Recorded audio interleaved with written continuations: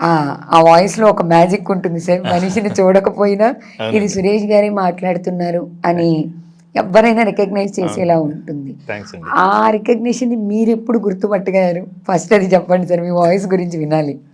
Voice అంటే నేను మామూలుగా యాంకర్, బట్ కానండి మన జెమినీ టెలివిజన్లో నేను మాట్లాడుతున్నప్పుడు అందరూ సరదాగా ఫన్నీగా జోక్స్ వేస్తున్నప్పుడు అది మా గీతా మేడం అని ఒక ఆవిడ ఉండేవారు అనమాట. ఆవిడ నీ వాయిస్ కల్చర్ బాగుంది, ఎక్కువసేపు మాట్లాడినా వినేలా ఉంటుంది నీ వాయిస్ అని తేజ ఫిలిం థియేటర్ అని ఒక ప్రోగ్రామ్ వచ్చేదండి అప్పట్లో జెమినీ టీవీలో. దాంట్లో ఆ సినిమాలకి వెనకాల బ్యాక్గ్రౌండ్ వాయిస్ నేను ఇచ్చేవాడిని. అది నా ఫస్ట్ వాయిస్ అటెంప్ట్ అనమాట. ఓకే, అంతకుముందు అసలు జెమినీలో ఏం వర్క్ చేసేది? నేను జెమినీలో ప్రోగ్రామింగ్ డైరెక్టర్గా స్టార్ట్ అయ్యాను. అంటే ఫస్ట్ అక్కడ ప్రోగ్రామ్ ప్రొడ్యూసరు, ప్రోగ్రామ్ డైరెక్టరు, ఇప్పుడు క్రియేటివ్ డైరెక్టర్, అలా 3 డిజిగ్నేషన్స్ ఉంటాయి కదా, అందులో ఒకటి అనమాట. నేను ప్రోగ్రామ్స్ చేసేవాడిని. ఓకే, ఆ తర్వాత ఒక 2 months తర్వాత ఆ జెమినీలో జాయిన్ అయిన 2 నెలలకి నన్ను యాంకరింగ్ చేశారు. ఓకే, ఇంకా అలా anchor cum programme producer. Anchoring అనేది అప్పటికి ఇప్పటికి మీరు చేసినప్పటికి ఇప్పటికి చాలా మార్పులు వచ్చింది కదా. మీరు కూడా చాలా చూస్తుంటారు కదా. ఎలా అసలు మీరు యాంకరింగ్ స్టార్ట్ చేసినప్పుడు ఎలా అనిపించింది? ఇప్పుడు యాంకర్లను చూస్తున్నప్పుడు సురేష్ గారి ఒపీనియన్ ఏంటి? బాగుంటున్నాను, అందరూ బాగా చేస్తున్నారు. అంటే అప్పటికి ఇప్పటికి అంటే నేను ఎప్పుడు యాంకరింగ్ చేయలేదు బేసిక్గా.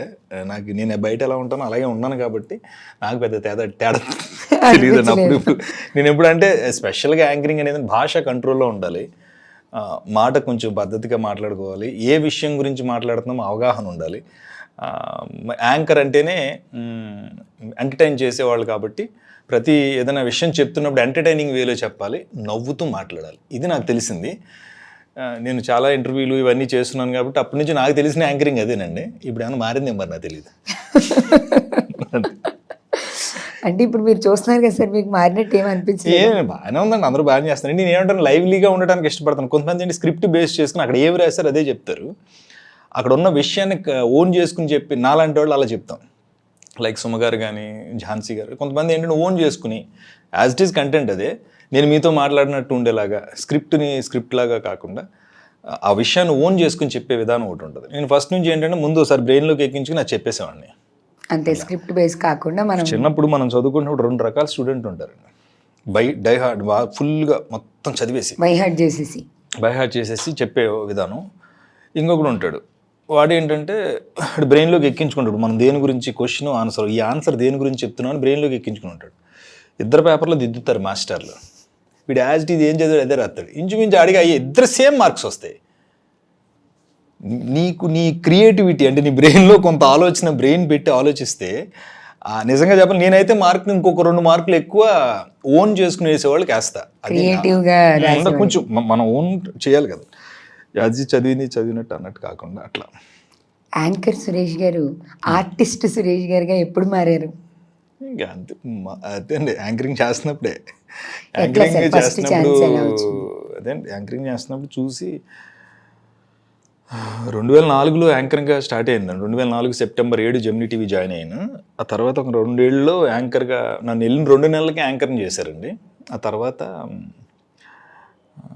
ఏదో ఒక సినిమా ఆడిషన్ అలాంటివి ఏవి జరుగుతున్నాయి అనుకోకుండా నైట్ ఒక షో వచ్చేది నాది. ఓకే, ఆ షో చూసినప్పుడు ఎప్పుడు మన శ్రీహరి గారు, రియల్ స్టార్ శ్రీహరి గారిది శేషాద్రి నాయుడు అని ఒక సినిమా జరుగుతుంది.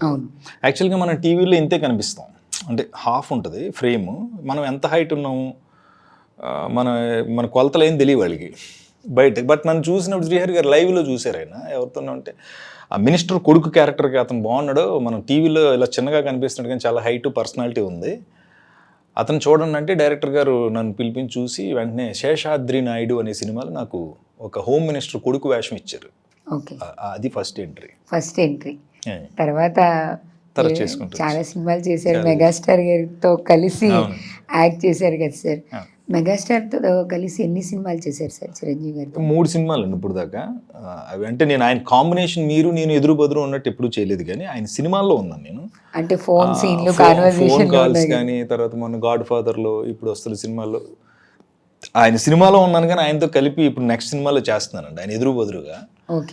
మొన్న కూడా చేయాలండి బోళాశంకర్, కానీ ఆ టైంలో నేను అమెరికాలో ఉండటం వల్ల అదే టైంకి వెళ్ళి షెడ్యూల్ రావటం వల్ల మిస్ అయింది. కానీ బోళాశంకర్ అనే సినిమా, అయితే అందులో కూడా డేట్స్ ఇచ్చారు.